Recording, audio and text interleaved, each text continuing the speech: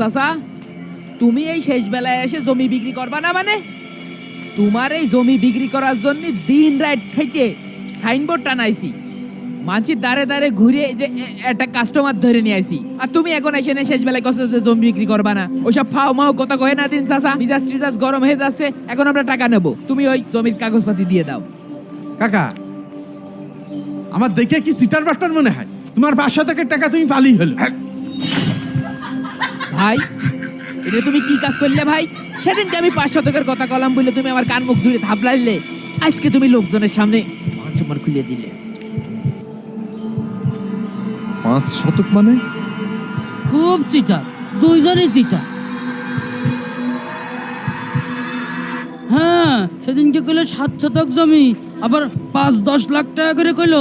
চাচা দিয়েছে 5 লাখ টাকা। চিটার কানেগার, দুইটাই চিটার।